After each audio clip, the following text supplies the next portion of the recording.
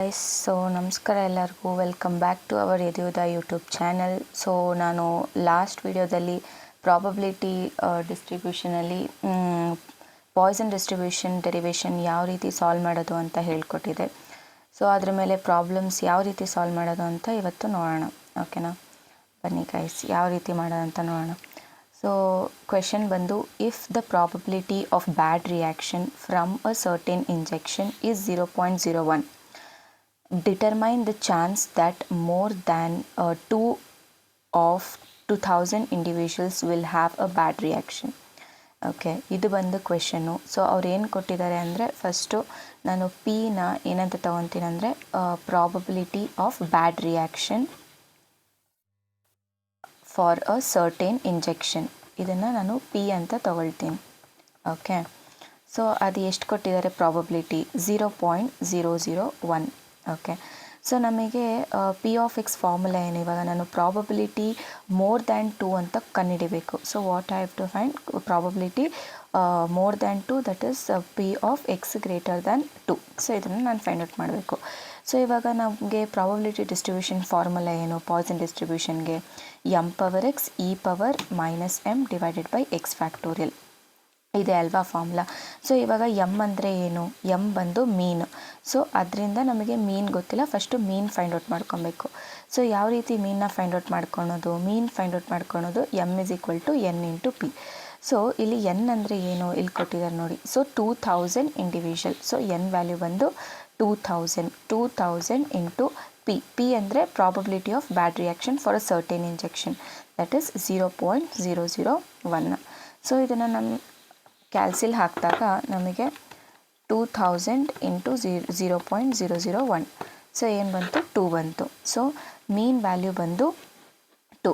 So mean find out ಮಾಡಾದಮೇಲೆ ಇವಾಗ ನಮಗೆ ಕ್ವೆಶನಲ್ಲಿ ಕೊಟ್ಟಿರೋದು P of x greater than 2.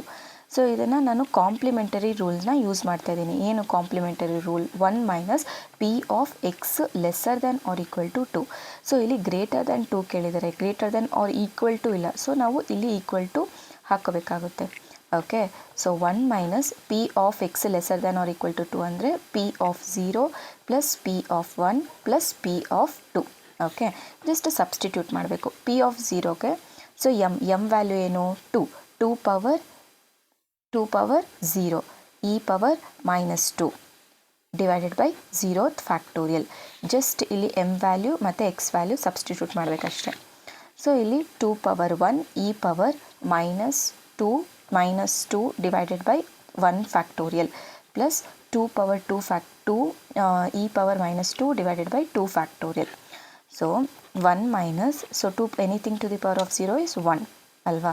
So e⁻−2 plus 2 plus 2 4 ಇದೇನಾಗುತ್ತೆ? 4 ಆಗುತ್ತೆ. 4 divided by 2 is 2. So 2. Okay, 2 e⁻−2 ಮತ್ತು e⁻−2. ಇವಾಗ e⁻−2 ಇರೋದನ್ನ ನಾನು ಆಚೆ ತೆಗಿತೀನಿ common.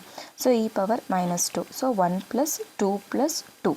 So which is 1 - e⁻−2 of 2 plus 2 4 plus 1 is 5.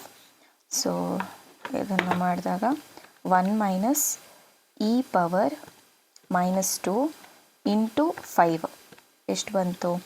0.3235. Okay, ಇಷ್ಟೇ ಗೈಸ್. ಸೊ ಇಷ್ಟು ಸಿಂಪಲ್ ಆಗಿದೆ. ಸೊ ಮಾಡಿದ್ರೆ ಈಸಿ. ಸೊ ಇದ್ರ ಮೇಲೆ ಕ್ವೆಶನ್ಸ್ ಬರೋದು ತುಂಬ ಕಡಿಮೆ, ಬಟ್ ಡೆರಿವೇಷನ್ನು ಪಕ್ಕ ಇರುತ್ತೆ.